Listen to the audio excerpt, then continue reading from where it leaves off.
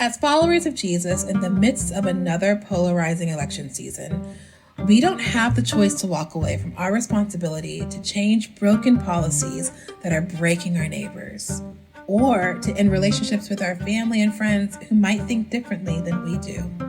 That's why this season of the Everyday Peacemaking podcast is exploring how we are to engage politics as citizens of the Kingdom of God and the United States. It's going to be hard and messy, but it's holy work, and we're here for it all.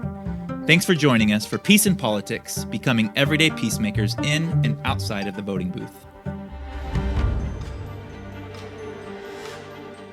So, Jon, who do we have on this? Hi, who do we have on the show today? You know, we're getting close to home today, Oshita. My pop, as I call him, Doug Huckins. Oh my gosh. So, okay, your dad. Mm-hmm. I appreciate so much about this conversation, and what I hope that our listeners get as they're listening to your dad is just a rich perspective of your dad's life and story, because I just appreciate it so much how Jesus was at the center of so many of your dad's decisions and like convictions, and it was just so helpful for me. Like I think in preaching class sometimes they teach us like in the first couple of minutes, maybe like the first few seconds when you get up there to say like, today we're going to be in whatever passage, because it gets people kind of settled in to be like, okay, like for those for whom like are they going to be preaching the Bible like that? Yep. Yep. And so as somebody who is a peacemaker because of my devotion to Jesus, I was just so grateful that so much of your dad's story was his like wholehearted and genuine search for Jesus and discipleship to Jesus. Yeah. I loved that. So tell me how are you feeling? How are you feeling by introducing your pop to the audience? I mean, there's a level of, just the idea of talking about peace and politics with anyone can be hard. But for those of us sitting here, like to do it with your family members, and as you'll hear in this conversation, my dad and I have not always seen eye to eye on faith and politics, especially based on my upbringing and where the evolution and evolve, like the expanding of my faith. And so there's a level of fear and trembling. There's a level of gratitude and joy. But I think more than anything, because of the hard work we've done for so long, there is a spirit of, hey friends, listen in. Listen into the generation ahead of us, share about their experience and how that intersects with our generation and how we navigate some of that stuff together and still pursue Jesus and do it in a way. You talk at the end of the episode about creating environments of trust and love, even among difference and disagreement. Yeah. And I feel that with my dad. I had a deep trust and love. So I'm leaning on that right now. Yeah. Well, as I send our audience in to go listen in, I will tell you that I am married to a very passionate Enneagram 8 who loves to sit and have deep, fiery discussions about all things, including politics. And those are some conversations I don't super love listening in on. Yeah. But the conversation that we're going to listen to is one of two deeply intelligent, passionate men that was so challenging and important for me to listen in on, and it was such an honor. Like you talk in the conversation about elders and eldership, and your dad is an elder that we are so lucky to learn from. So everyone, meet Jon's dad.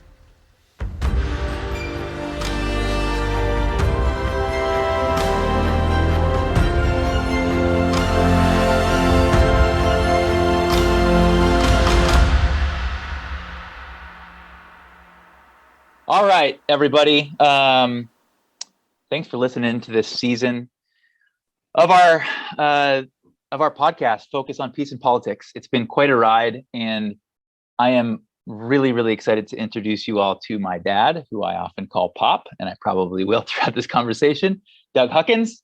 Welcome, Dad. to the podcast. I'm really excited to be here, son. Thanks for asking me. You betcha. This is I have been part of the Global Immersion work for 11 years, and this is the first time we've been able to do something like this together. You've participated in a bunch of our different trainings, immersion trips at the border, and webinars and workshops. But it's especially fun to actually be in conversation with you about this. So for those of you listening in, here's what we, one, Dad, I want to personally thank you for the willingness to jump in on this, and the courage of it, because I know you don't usually spend most of your day hours on podcasts. And so thanks for trusting this space, trusting me, and all of you listening in who have, you're going to be listening to this episode on election day, I believe, is when this is going to come out. And you have family and friends who you love like crazy. And all of us are trying to enter the polls with our kingdom convictions and also enter into our relationships with our convictions and generosity and a desire to grow them. And so my dad and I decided to say, okay, let's get on in a conversation, talk about how we've navigated some of these topics around politics and our common commitment to each other for 4 decades, which is pretty cool. And I will say, as one last bit of an intro here before, Dad, I go to you, that as I have grown into adulthood and into a profession that has me talking about hard, polarizing stuff from a Christian perspective, I have experienced you as someone who's continually leaning in and getting curious. And I've never once questioned your love for me, even when we haven't seen eye to eye on things. And so that's my starting point. We were just saying, everyone listening in before we started, that my dad and I are looking forward to this because we actually believe and trust our relationship. And so it's not as threatening as maybe some of you feel going into these conversations. And we empathize with where you are. And we also want to host and model a conversation that's constructive and thoughtful as we go. So with all that being said, Dad, maybe you could just open by sharing a bit about who you are, some of your upbringing, and, raised in a military family, and you have a lifetime in military service and law enforcement, but also how that intersects with becoming a Christian a bit later in your life, or when it began to really take root. So take us away. Give us a little intro into who you are. Okay, well, thanks, son. Actually, as you were talking, I was thinking, and I think I've told you this before, that when I was a kid, I lived with the phrase, children are to be seen and not heard. So that didn't foster much in the way of open communication around the house, or an ability to talk about difficult subjects, or if you were mad, you just sucked it up and moved on. Yep. And so, I've done TV interviews and online, radio interviews and online podcasts and stuff professionally. Yeah. But to go to this level at a personal gut level with my son is a whole different experience. And it's something that is really neat to be free, I think, to do in Christ. The commonality we have as Christ followers allows me to feel comfortable in this venue that is not something I was raised in. Yeah. Yeah. So with that said, it's a freeing kind of feeling. That's so good. I was raised a military brat, born in Germany. My dad was in the Army during and after World War II, and that's my older sister and I were born over there. So I do have, a military history. I was realizing just the other day, even culturally, 400 years next month, our family has been on these shores in what became the United States. Yeah. 1623, our family came to what is New Hampshire. And so we have an investment as a family, traditionally, culturally, in watching this country from the very bottom grow to where it is today. Yeah. A lot of wonderful people in our family as pastors, as chaplains, as workers, just faithful, actually a lot of selfless servants. I think there's been a few scumbugs too. Yeah. like that. I'm sure they're every all- fam has a bunch of those. That's for sure. Yep. So I didn't always see things modeled, but I've learned as I've gone back to see where God used different people faithfully in our family and our country's history to serve him. And that's given me hope and encouragement. So yeah, I enlisted in the Coast Guard when I was 17, right out of high school, 1969, during the peak of the Vietnam War. And, I wrestled with faith things. I think what I saw was going to church was affirmed culturally. It was just kind of a common theme that people in the US did at that time, 50s, 40s, 50s, 60s. Yeah. And so it was the going to church aspect of things, from my perspective, that made you a Christian. Nothing about knowing Christ, becoming a Christ follower. I saw some of that. So yeah, almost as soon as I was in the Coast Guard, one of my best friends committed suicide before he left for Vietnam. That really made me go on to, I think, the beginning of a faith journey. Met a faithful Christ follower, a Navy chaplain who helped me through that time. Yep. And ultimately, I became a Christ follower while I was in the Coast Guard. And that kind of set the groundwork. I was encouraged there as a new believer. I even saw God work in having my executive officer on the ship come to me for advice about the crew and running the ship and how to do it better. And he knew I had become a Christ follower, and that blew me away because I was a young enlisted guy and he had been, he was a commander. Yep. And one of my buddies on the ship's mother was murdered while we were out at sea, and he got word. And I felt like God used me to come alongside him with compassion and pray over him.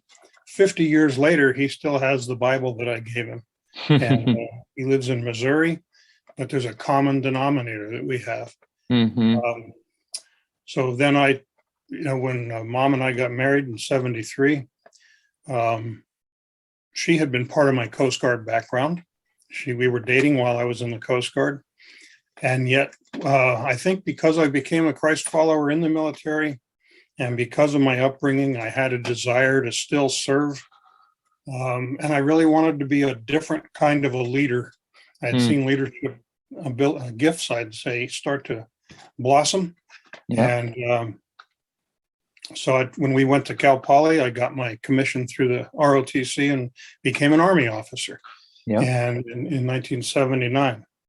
And people asked me, why'd you do that? And I said, because I think there's a lot of young people go in the military looking for something about life. They've never been away from home. They're trying to find out, learn a job, do something, develop skills, confidence. And I want them to have a different kind of a leader that they can go home and say to their families, hey, my commander's a really different kind of a guy. And I had a captain who led a Bible study a company commander who led a Bible study in the office that more of the Vietnam vets were comfortable going to than going to church, because that was their affinity group. So I saw that affirmed, and I think, from there, it just felt like this was where God put me. And I had a heart for these people while I was on active and the rest of my 20-year career as a reserve officer. And then in law enforcement, since I was a kid, I wanted to be a fish and game warden. You know that. And it was a dream that didn't come true till I was 32. And even there, God opened the doors for me to meet a local game warden in San Luis Obispo, have a Bible study on Tuesday mornings at McDonald's with him. Ultimately, he became a Christ follower. Mom played for their wedding, he and his wife. And once I was hired, I was asked to even go to our academy graduations as a member of the warden force, not a pastor from outside the group, but to pray for the wardens and their families as they started this new vocation. So right from the outset, there was no hiding the fact that I was a Christ follower. And Pop, And just for those listening in that have never heard what a game warden is, would you describe that in 2 sentences? yeah, I was a law enforcement officer out in the woods and then on the water, on the ocean, enforcing natural resource laws, for the benefit of our environment. Awesome. As Thank well you. as a general peace officer anywhere it was needed, along with any other department. Yep. That's good. And jumping into into your story here, this is about when you guys start having kids. I mean, you've already started having kids at this point, and obviously I'm one of 3 of them.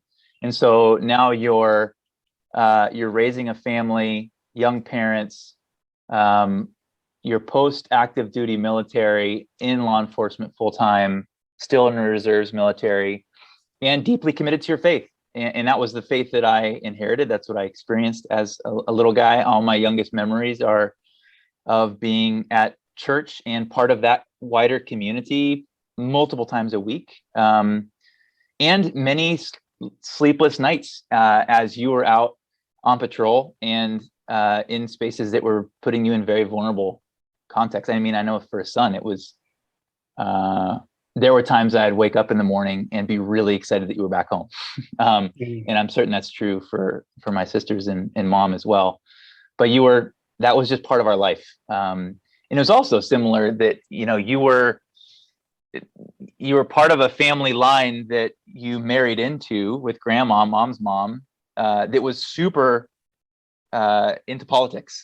And so you're in law enforcement, you're still in reserve in the military, you're a follower of Jesus, you're part of a family that is very much part of a very specific version of politics, specifically partisan politics of the Republicans in the 80s and 90s.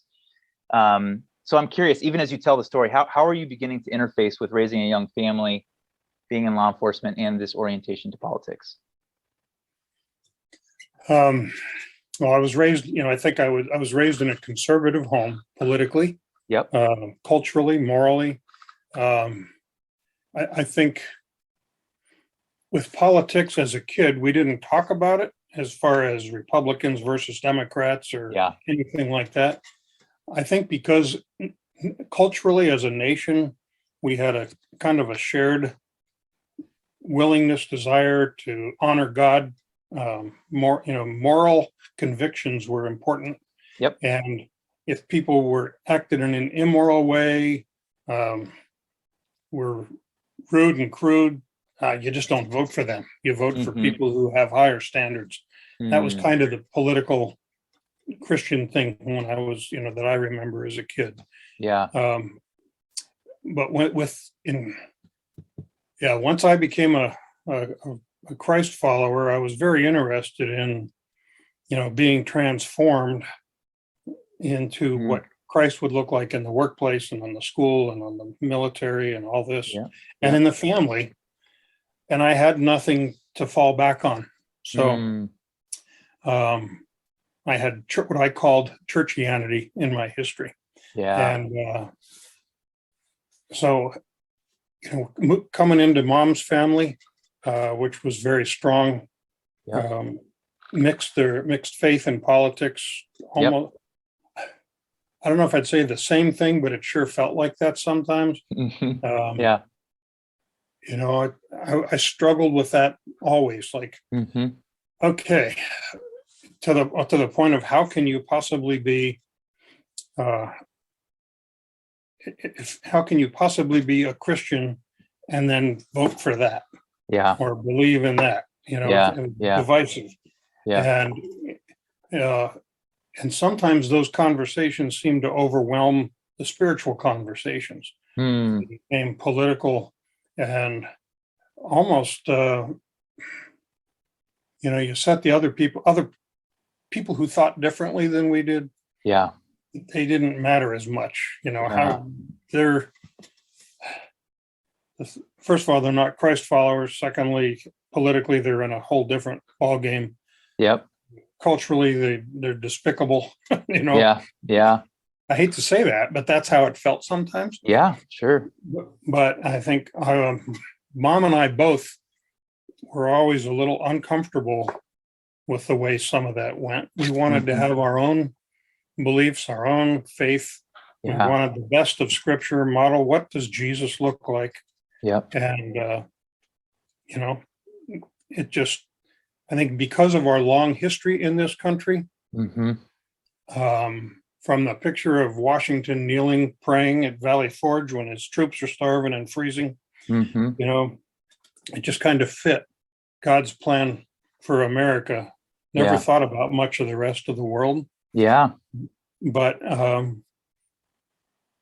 that we as a people had been God-centered or focused anyhow, Mm-hmm. and therefore God had blessed us as a country.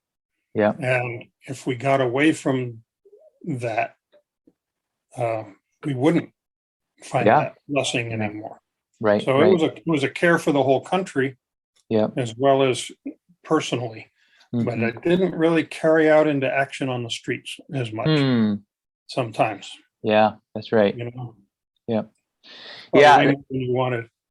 No, that's amazing. That's really helpful. And I think a lot of people resonate with that story. I think most of the people probably listening in resonate with a similar narrative they inherited about our nation's participation with God in being good news in the world. And I think at its best, it can call us as a nation to live out our best values. And its worst, it can become this really idolatrous form of nationalism where you really, like you're saying, don't know where one ends, faith ends and politics begin, or vice versa.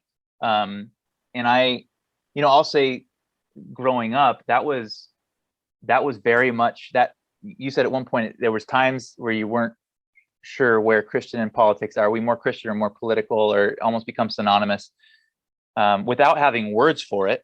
That was certainly how I experienced it. I feel like maybe, I don't know, comparison to my sisters, I was one of the more zealous followers of that ideology, especially because Grandma was such a big influence in my life. I mean, I think of her as an amazing woman. I was telling a story the other day to friends that, like, when Grandma would come to town, she would always sleep in my bed, so I'd be on the floor next to her. And when she'd roll over at 2 a.m. and find that I'm awake, she'd ask if we could go play racquet or spades, and I would jump on it. And she was like one of my best friends, and she was like one of the most politically vocal, partisan humans I've ever known. And that didn't diminish how I felt love from her. But as I reflect on that, I'm like, holy smokes, that was some kind of expression of faith that obviously I don't adhere to anymore. And that even as we're talking, I remember in childhood moments where you would poke on that narrative that our family inherited, maybe more than any other uncles and aunts, or certainly Grandma, and like push back a little bit. Like, hey, are we actually thinking about this from a Christian way, or are you just purely thinking of this from a partisan perspective? And there was glimpses where I'm like, oh, maybe Dad's not fully in line with this narrative, or there's something else there that I think was really important. And honestly, I think it gave me a bit of a portal as I grew up, and became very angry and cynical towards the whole enterprise of Christians and politics, because I've seen the underbelly of it, from like the Rush Limbaugh rhetoric to every church having a flag next to it, and you're like, what do we worship, God or country here? And I wonder, even like and I think in that time of cynicism, it was not necessarily healthy, but I think it was necessary, to where now, 20 years later, after asking some big questions, I feel like I'm constructing a faith beyond just a binary of that's all crap or I'm all in. To say, okay, as a follower of Jesus, my allegiance is to the kingdom of God, and I'm part of a nation state that happens to be a democracy, which is a pretty decent system if you look at the global landscape, to actually change broken systems for the sake of those on the margins. So I think I'm a lot more optimistic about democracy now than I've been in the past, even though we have all sorts of scars and it doesn't always work well.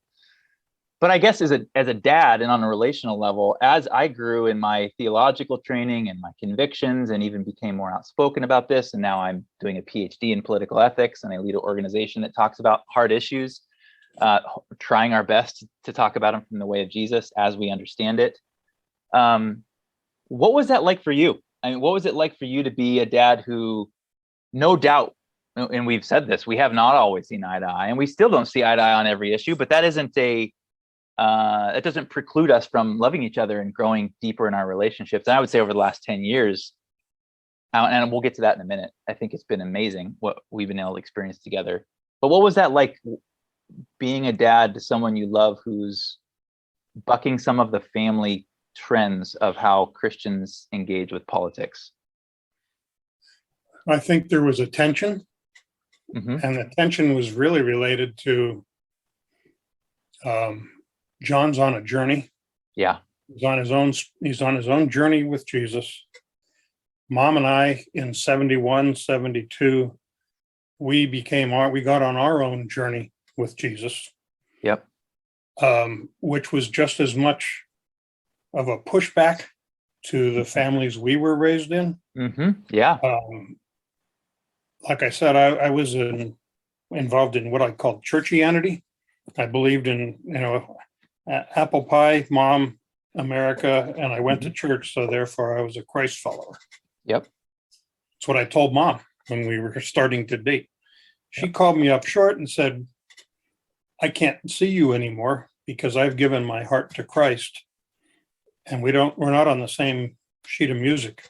And unless that changes, we can't have this relationship. That shocked me into thinking about spiritual things. So we started our journey back then, 71, 72. Yeah. When I called home and told my mom, I was on a payphone. I don't know if you know what a payphone is in this day and age. I was on a payphone and I called my parents, and my mom answered the phone in Pennsylvania. And I said, I just gave my heart to Christ tonight. And I was so excited because I literally opened my Bible, a King James, and I understood what I read for the first time in my life. My grandparents had given me that Bible. It was in the bottom of my sea bag, covered in toothpaste. And it had been there for years. Okay. And I bailed it out. I cleaned it up and I started to read it. And I read, and somebody told me, go look in the Gospel of John. So I started to read John. Yeah. And it started to make sense for the first time. Yep. That was a spiritual awakening. I think the Holy Spirit allowed me to do that. My mother started crying, your grandma. And she said, but what about your membership in the Presbyterian Church? That was a wake-up call for me. I thought she would be all excited about this new awakening in my life, my heart. Yep. And instead it brought tears, and that really confused me. I didn't understand that. Yeah. So watching you go through your journey, I think Mom and I both understood that you were searching for something away from the politics, something. We were frustrated with the fact that we got, and this was our own doing. We were so involved in doing things at church, going to meetings, having dinners, going to choir, doing men's ministry and all that, that we drove past our neighbors for years. Yeah. We knew them. We knew who they were. We thought they were pretty awesome people. But it wasn't until I think you kind of stepped out, and I remember you were reading that book, A New Kind of Christian. And you were talking about the emerging church. And you were talking about the red letter Christians, and you were studying all this stuff. What that did for Mom and I was we started to read those books so we'd understand what your journey was about. We started trying to understand what the journey was. I remember going online, reading about, and going to Christianity Today and reading articles about the emerging church and about red letter Christians. And because not to criticize, I just wanted to learn. I wanted to know what it was that needed to be changed up in your generation. It was not attractive while we were coming through. So I think that's what it was like, was we felt like, okay, we're going to go on this journey with you to gain insight and become informed about your world, not to judge you, but just to support and pray for you as God was doing his work in your heart. Yep. I hope that answers your question. It does. It gives me chills thinking about it, because that's what I experienced. I mean, we had our run-ins, but like I said earlier, I never questioned your love for me through all this journey. And for those of you listening in, like, I've really been wrestling with what it means to become an elder in the last few years. That, we have this presupposition that elder is like someone that sits around a boardroom that is at, an old church or something like that. But an elder really is someone who, as they grow older, they become more confident in who they are as God's beloved, and they can open their hands and trust that God isn't scared of our big questions or change. It's saying faith is dynamic. It's not static. I don't think anyone agrees that faith should be static, that it just remains. That's probably the opposite trajectory of someone who's continually growing in wholeness. And so as I hear you share that, I'm like, Pop, this is what becoming an elder looks like. I heard someone say, the deeper the roots, the wider the branches. As our roots become deeper in who we are as God's kids, we can open our arms to things. And I have to say, your generation, not everyone is doing what you did in that moment. Like, I think a lot of my peers had parents that just dug in the heels at that point and said, see you later. A lot of my extended family members, as you know, especially patriarchs, did the same, dig in the heels, and they saw me changing. And instead of getting curious like you did, use that as an opportunity to leverage shame and say how disappointed they are in me. And so I want to get curious with that around what is it about you and Mom and how, why did you choose a path to eldership rather than digging in the heels to model a different way? And maybe even where it's probably 7 or 8 years ago now, when you came down to the border with me here on one of our immersion trips and said, not only do I want to learn what Jon does for his job, but I actually want to learn about those neighbors we've been driving by on the way to church. And it seems like it really made a big impact. I've experienced it. All those around you have experienced it. And that might even shape how you've engaged politics or think about politics in a different way now. I don't know. So yeah, what do you, how are you having the open hands, and how are some of these experiences beyond the culture you inherited continuing to expand you in your worldview? Well, I think while you were, all three living here, you and Wendy and Heather, right from the moment you were born, Mom and I prayed over all three of you, each one of you. And you specifically, we prayed that God would raise you up to be a leader and a man of integrity who reflected Christ, and whatever that path led. That was your path, not our path. And I think we've always tried to not direct you into what we think you should do, while at the same time recognizing the skills and gifts that God's given you and encouraging you in those. It's up to you to listen to however God's telling you to do that, right? Yeah. You have to live your life, not us. So I think, right from the very beginning, Mom and I committed our family to Christ, whatever that looked like. And we didn't know many years ago what that was going to look like. And it hasn't all been smooth sailing. There's been rocky roads. We all have been in that. Yep. But I do know there was periods of time where we acted together as a family. For example, in law enforcement, I remember different times, but one in particular where I had been out on patrol on a very cold, wet February morning along a river. And I saw smoke coming up from underneath a bridge. And I went closer, introduced myself. I'm in uniform, carrying my, badge and gun by myself. And there's blankets hanging down. And there's 2 mothers and 2 little girls living under this highway bridge. And they had a feeble little fire going. One of the moms had been bitten by a brown recluse and had a hole the size of a 50-cent piece in the calf of her leg. She had been walked to the local hospital, got stuff to treat it, but it was bitterly cold, and they had food on the rafters underneath the highway. Yeah. Leftover baked goods that were still in cellophane, wrapped in that kind of stuff. And I remember coming home, telling you as a family, and what cost you guys was you and your sisters went through your closets and found socks and gloves and jackets and hats.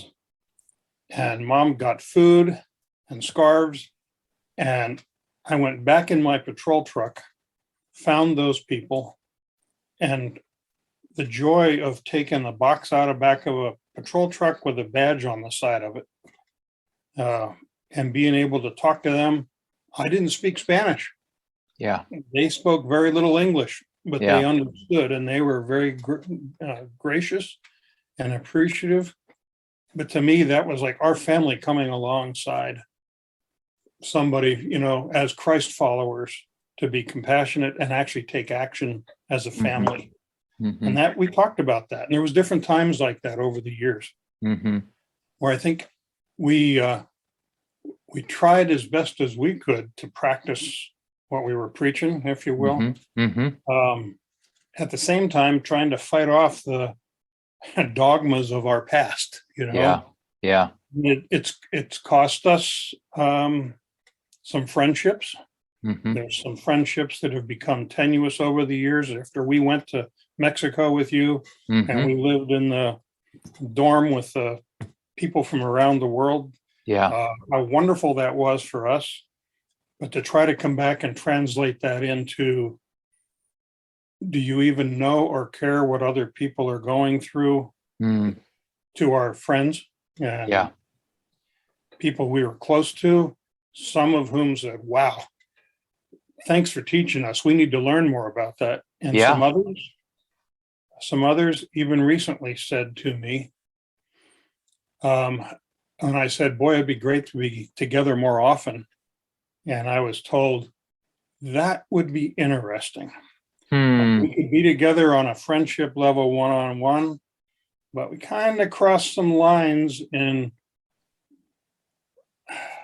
I think, our political persuasion has become more independent. We don't go either way. Let's pray about who's the person that's up for the job, and whoever's the best person, and we have peace about it, we'll vote for them.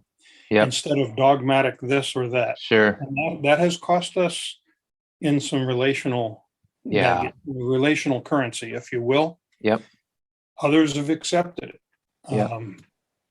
So I hope I didn't get off track, but no, and that's what's it's actually helpful to hear. And I hope those of you that are listening that might be in my dad's demographic are taking copious notes, but also naming the cost, because Dominique Gilliard, dad, he was one of the guests we had on earlier, and we were talking about what change, how change could happen, and how we can grow, not only how we gauge politics on a systemic level, but in relationship. And his argument was it needs to be your generation that's actually like cutting the wake with your peers and with my uncles and aunts. Like, they're not going to listen to me so much, because the perception often is I'm the young crazy guy who's going on his own journey. So they may not listen to me, but your peers will listen to you because you come in with a level of experience and relational trust and authority.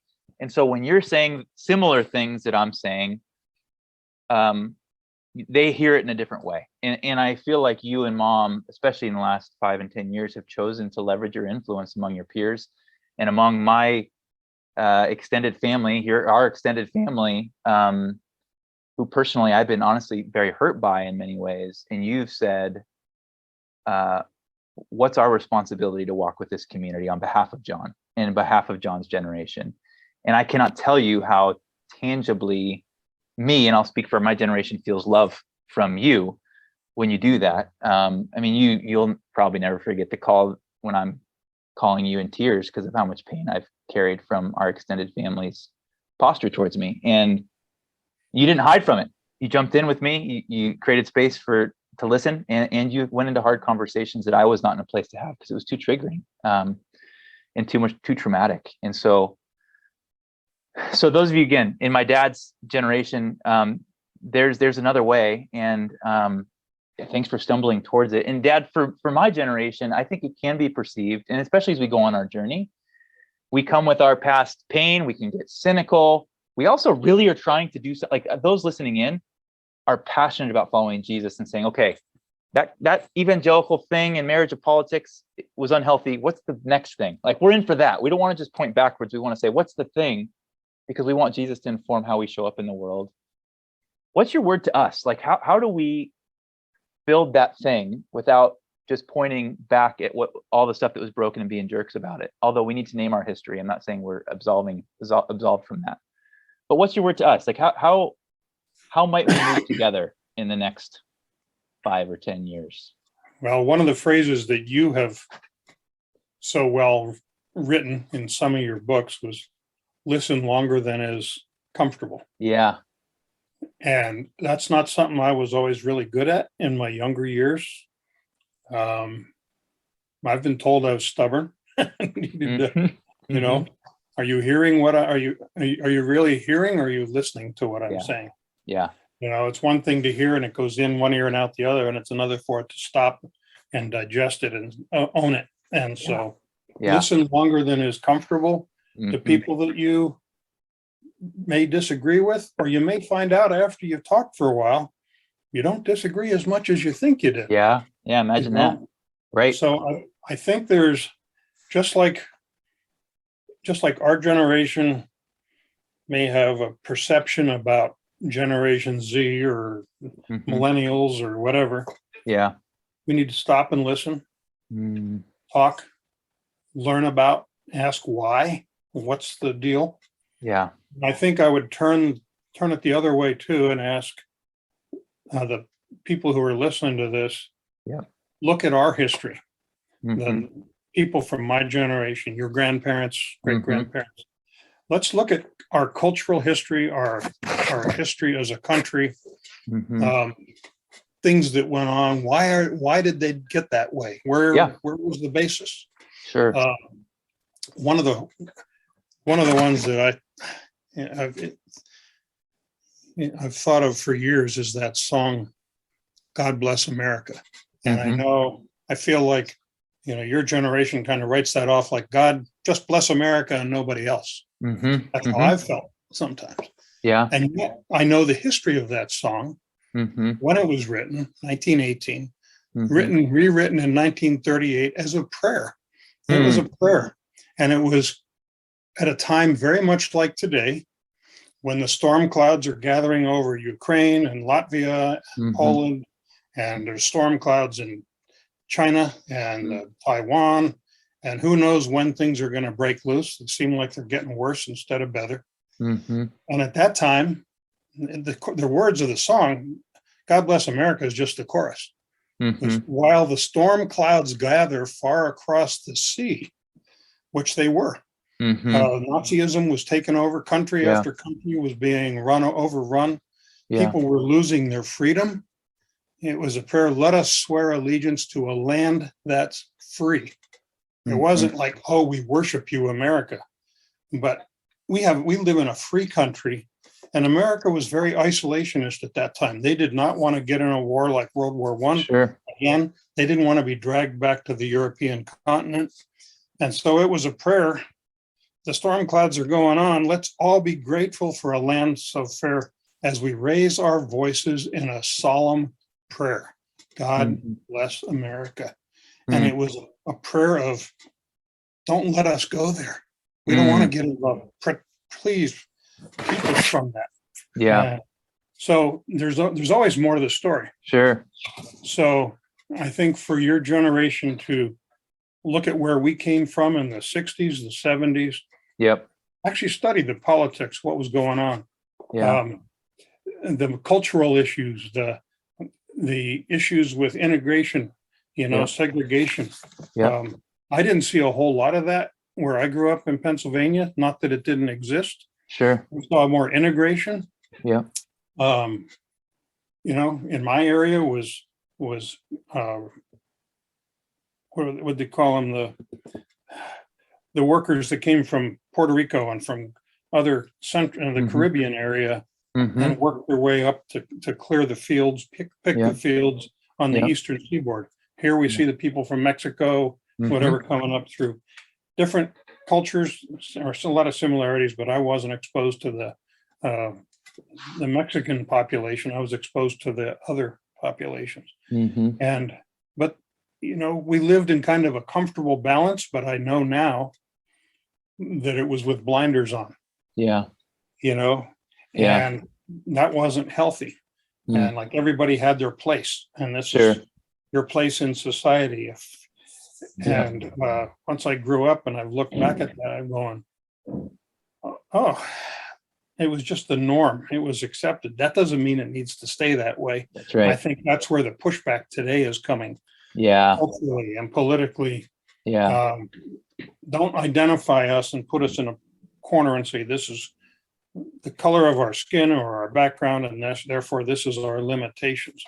Yeah. And I understand people kicking back against that. Yeah. But Yeah. as a Christ follower, I see, I've worked with people from all kinds of backgrounds all my career, law enforcement, military, never even gave a thought, who I was in boot camp with, who I was doing work with. We all were equal. Yeah. We had equal opportunity. We could do whatever, and we helped each other for the common good. So I never really personally experienced much of the stuff that fell apart, but it's good to go back and learn. And it's unnerving to read about things that have been exposed from our past while I was a kid, didn't even know about it, and go, ooh, Totally. how could we do that as a country? How could we do that as a culture? So it's learning, and instead of hiding my head in the sand and saying, oh, we never were like that. Totally.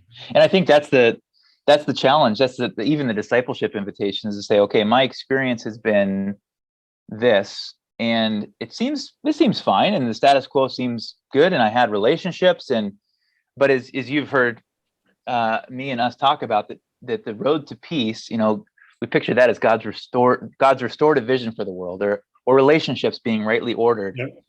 Sometimes that peace, like, we have to disrupt the status quo in order to move to that, because the status quo might not be good news for everyone, and that's where, even those of you listening in, we could be in relationships that seem, oh, we're fine, we don't have big issues. But if we look at the big system, it's actually there's elements of it that are still very broken, that's oppressing many of our neighbors on the margins. And we have to disrupt that so that we can actually see holistic repair on a systems level and on a relational level. Because it's easy to be kind of lulled into complacency when we're comfortable and we stay in our bubbles. And so, and we're almost out of time, Pop, but let me ask this. Family and friends now are moving towards Thanksgiving as they listen to this, and Christmas and all this kind of stuff. What's the opportunity you would see as families and friends in this moment to sustain and even maybe build relationships beyond our partisan political tribes we often just kind of dig our heels in? I think the opportunity is to look for people you can do life with that maybe you haven't done it with before. We invited Margaret, our friend who came from Uganda as a political refugee, seeking political asylum. She calls us Uncle Doug and Aunt Sue, and her little girl calls us that. And she's become part of our home Bible study group. And it's been a real insight for us to come alongside her, help her learn how to drive, get a driver's license, go to school, and help see her blossom as she's trying to live a new life. Left her whole family in Uganda. Her dad was killed by the government years ago for disagreeing. And to see life through somebody else's eyes, walk alongside somebody differently, like you've done with people so well, that's actually encouraged us to do what we do, try to step out. And I think when we give thanks, we need to give thanks for the blessing of living where we do and having the opportunity to turn that into blessing for other people, not just hold it to ourselves as something for us. But how can we, come alongside other people? Because that's really where Christ is seen. I think rather than through national politics, Christ is seen through relation building. And getting to know people that maybe you haven't before. And we can really celebrate and give thanks for who we are in Christ. It gives us the power, the strength of the Holy Spirit to go out in faith and let God do his work with open hands and open hearts. It's wonderful. Well, man, I think there is an opportunity too. I do think the opportunity before us is both personal in that we just become more whole in our pursuit of eldership, if you will, of becoming more generous and grounded in our faith that allows us to be more generous and curious in our relationships. And I think there's an awareness that the opportunity might not, even as I think of family or friends who don't look or don't think the same way, that it doesn't mean we have to compromise who we are, but it doesn't mean we have to change their mind either, because it has to be mutual to some degree. Like I feel like if we go into every conversation thinking we're going to change their minds, then maybe it's more about us than about anything else anyway. I think there are times when we have to speak truth in trusting relationships, but that discernment, I think, requires Absolutely community, and it requires listening to the Spirit, and it requires the right context and environment. And so for those of you listening in too, as you go into those holiday spaces, David Gushee, who was on the podcast earlier, my PhD advisor, said, we can go into those conversations when we feel spiritually prepared. Otherwise, they might just send us down paths of triggers and traumas that do more harm than good. But we, as we've heard with my dad, when we have the grounding, we can live with tools to move into the hard conversations. And they might not always end with flowery relationships. And there is a cost to this path, but I think in Jesus, we see the costly way, and that's what we're all invited to. So Dad, thanks for having the conversation with me and inviting us all in, listening in to what it might mean to be in relationship beyond our partisan bullet points, and to model lifelong learning. I think that's what you outlined for us so beautifully today. Well, thanks, son. I've loved every second of it. I wish it could go on a lot longer. All right. It's always a joy to spend time with you, whether it's here on the podcast or down on your front porch or in our backyard. Indeed. Or out on the boat. Indeed. Hopefully we'll soon. Thanks, Dad. Thanks for what you've taught us.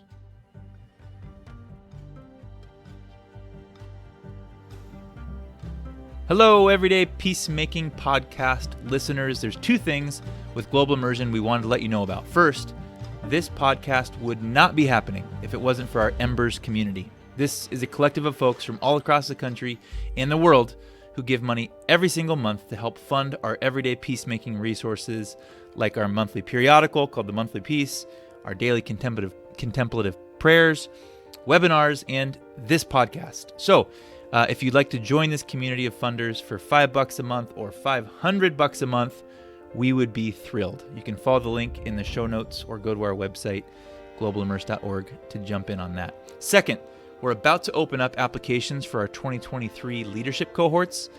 These cohorts are designed for faith leaders who want to go on a journey of discovery in the intimate company of peers and trusted guides. We want to do the slow, hard work that leads to healing and renewed vision for who you are and I am, and how we will collectively lead restoratively in the church of the future. These cohorts include in-person retreats, online learning, coaching, and immersive experiences. One, the Journey of Hope cohort culminates in a trip to Northern Ireland to learn from other peacemakers in that global context, and the other, Journey Home, culminates with a pilgrimage on the Camino de Santiago, where we seek to confront the conflict within ourselves that inhibit our ability to lead towards equity and justice and peace. So, space is very limited. Jump on it, and you can get more information and apply in the show notes, or go to globalimmerse.org/leaders. Oh, Jon, I adore your dad.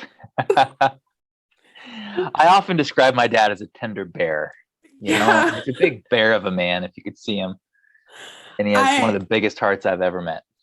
Oh, yeah, I totally got that. I appreciated so much of that conversation. It was such a gift to me to be able to listen to your dad and to hear his story, and to just kind of hear how he processed his discipleship to Jesus as it relates to his commitment to being American, even his commitment to protecting this country in a variety of many ways. Thank you for sharing your dad with our audience. What were your big takeaways after planning and then having that conversation with your dad? Yeah. Well, I thank you for saying thank you. And also, I really feel compelled to say thank you to him, because it has a courage. It's courageous, yes, for him to come into a space like this. Most of you listening probably maybe have had a similar upbringing, so you could resonate with some of that, but you are in more of a post-evangelical, like, think about politics in a more progressive way. And my dad walked into that space. So way to go, Dad, to be courageous and honest, and to trust me and us enough to bring yourself to that. That's one of my big takeaways. Yeah. But yeah, it just felt, it was so, I was just saying before we hit record, it's just very personal. I mean, it just, there's a level of tenderness I feel right now because of what it represents in my own work as a peacemaker. Honestly, like this has been a decade of peacemaking work on a familial level, to be able to come into a conversation like that and not just work off each other's triggers, to remain generous and curious, even when we're not necessarily, like, there's things I'm sure I said and there's things he said I don't agree with necessarily, or have a different vantage point for sure. But the opportunity to hear from him and someone in his generation, and who is, I can attest firsthand, he's been doing some hard work that I really admire. I hope at his age I can be doing, like, my hands would be open as his are. So yeah, I feel tender and I feel grateful, I think would be how I would describe it. Oh yeah, when he mentioned that you were reading was a new way to be Christian. Yeah. And then he read that, and I even heard just how in your reaction to, like, yeah, that's right, my dad did that. Like, yeah, that made me just, you mentioned too in the conversation how you're grappling with the concept of being an elder. And I mean, like, I'm 40. That means technically, like, I'm halfway through my life, which means now it's my responsibility to tend to the next generation. Yes. And so even you bringing that up and saying that, and then seeing the reaction to your dad when he said, oh, well, Jon was reading something and it was challenging for Jon and it was important to his journey, and I wanted to know what he was reading. It just made me want to access that same sort of humility and curiosity.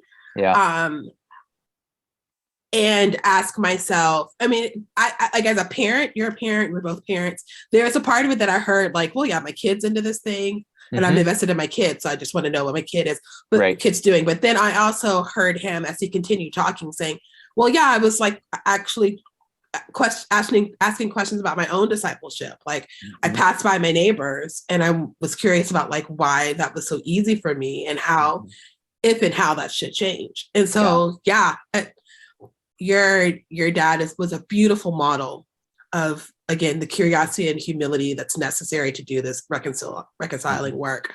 But I did have to tell you, Jon, that the package of your dad, an older white man, saying some of the things that he was saying, even with the level of humility and tenderness that he offered, was still something for me as a person of color in this moment. I had resistance, and I really had to do some just kind of interior work while listening, asking myself, like, where does that resistance come from?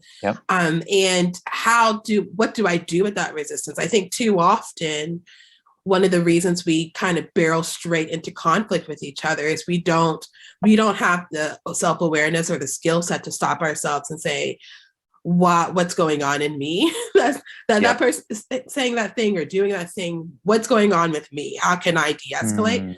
And I had to do some de-escalation, honestly, in my own self, not because I dislike your dad or have, like, think that he has ill intention or anything like that. It was just, I'm a person of color in America, and some of the things that your dad was saying and the package of your dad, like the way it was presented, has caused harm to me and people that I've loved. And so I really had to, like, sit with that and just offer it to God, so I can, like, give that off to God for God to hold, so that I can still be present in the conversation with your dad.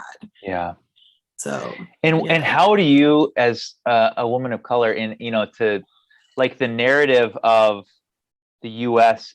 largely through this lens of, like, the protagonist, is not your experience, nor I think our actual history. I mean, your ancestors didn't have a choice to immigrate here. They were forced to immigrate here, and their experience on these lands wasn't one of a rising star of liberty, but of oppression and slavery. Mm-hmm. And now we're trying to bend that arc. But even as we think about this, today's election day, and we're all in these families where there's different perspectives, but there's also like social locations that, for you, what could be a tender and a conversation that leads to tenderness and gratitude. You, I think, are generous in hearing this conversation, but it brings up all sorts of different things for you. Mm-hmm. What's your word to your peers about how to navigate today and all those triggers mm-hmm. and the national narratives that are flying around? Mm-hmm. And how are you helping us understand maybe how you're showing up today? I think it's important for someone like me to hear. Yeah. So because I'm a person of faith, because my faith super matters to me, and like we heard with David Gushee, like my favorite theologian Howard Thurman, like so many Ruby Sells, like so many people that I admire have talked about, we cannot do this work without spiritual formation and without tending to our souls. So for me, I always am tender with myself going into election day. And what that looks like is, there's this thing that therapists sometimes ask you to pay attention to when you're thinking about like your capacity for being outside of your window of tolerance, or like just your energy capacity, like how many spoons do you have? So like, and spoons represents like emotional energy, or the capacity to, problem solve. Like you can say like a spoon, like you can say what a spoon is and then say like, how many spoons do you have? Right. So like I look at my day, like I have a little planner, and on the side of my planner is like, it says spoons. And I can say like, spoons means energy for me, or spoons means executive functioning because I'm on the spectrum. And so, so when I go into election day, to continue with the analogy, I ask myself like, how many spoons do I have for political engagement today outside of my vote? How many spoons do I have? And that could look like conversations about my vote, reading things about the person I've voted for, like how are they doing on the polls, paying attention to the polls, even liking like I voted comment or pictures online, following people and engaging with their like I voted posts. How many spoons do I have? Some election days I've gone in and I've said, I have a lot of capacity to engage, and I just feel energized to engage. Most recently, to be honest, I haven't. I've used, again, like we've heard in this series, and I love this phrase, my vote has been a prayer.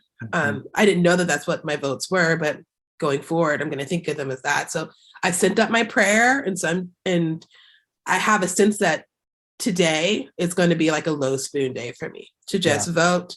But going back to the spiritual formation piece, but then I also have spiritual practices, affirmations, and spaces that I go into on the day before the election and the day following the election. So those 3 days that really remind me of my humanity and remind me that God is bigger than the election and the election day itself.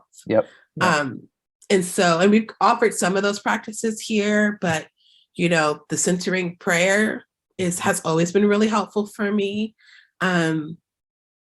But one thing I am going to be thinking about, Jon, is paying attention to my local elections this year and listening to my neighbors and what my neighbors need, and committing the day after the election that, yes, something's happened on a national level, but like locally what's going on, I think that'll give me some hope too. So I hope that was a really long answer to your question. No, that's good. That's good.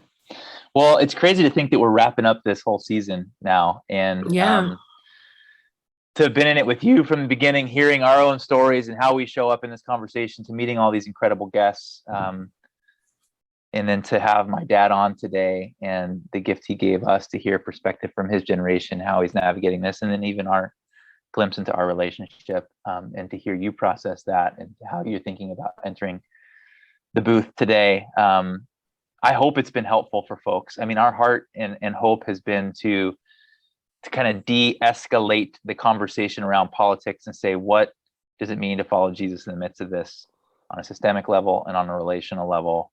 And you've really moved us towards the personal level, to how are we showing up as whole humans to be spiritually grounded. I think it was David Gushee who said, we don't go into these conversations unless we feel spiritually prepared. Otherwise, we can just bounce off each other's triggers. And so, right.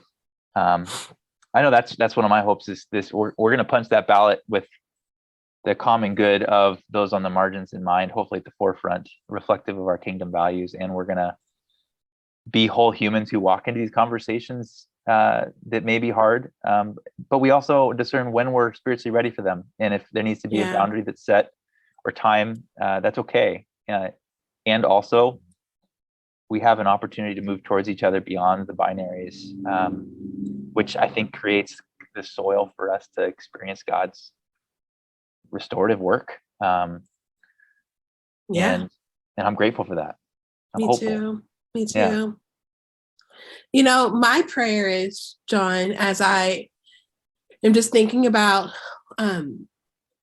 going forward, my prayer is that many of us can enter into these conversations with the same kind of surety and confidence that you are loved and you are safe, that you had in your conversation with your dad.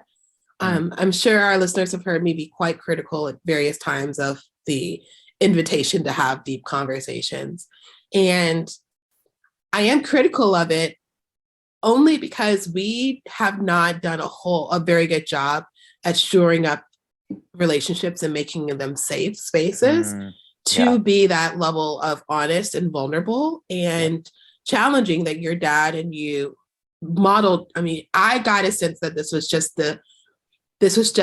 not the surface, but just a small, tiny glimpse into the hard work you both have done, right? Yeah. And so my prayers going forward is that we aspire to have done the work in our relationships and built that trust so sufficiently that we can, I can enter into a conversation with someone who looks like your dad and know that I am loved and know that I am safe and know that we can be fully honest so that transformation can happen. So my criticism has not been of the function or the invitation itself for conversation, but the context that the conversation is invited into. And what I love so much about what we just watched is that we see that knowing you are loved and safe, and that person is for you. Like I heard that both from each of you, that you were both for each other, that the person is for you no matter what, gives you the ability to say the hard things so that you can do the peacemaking work together. Yeah. And what might it mean for us to believe it's true of how God thinks of us as well? Not just 100%. The relationships of trust and unconditional love, but 100%. We continually move towards that in ourselves. So you say the last word, but a couple practicals for you all. Thank you for listening in this season. Know that the conversation is certainly not over. Keep an eye out for ways that we'll continue to engage with you beyond the conclusion of this podcast. Go to the show notes for all the links, grab the PDF, and let's see. We have a bunch of resources around what we call conflicted allegiance that are some really good tools for going forward and also mobilizing your community. So take a look at those. Oshita, what do you got for us? Yes. May your vote today be a prayer for the kind of world that you want to live in. And may your presence be a prayer for God's reconciling peace to invade every space of brokenness. Amen. Amen.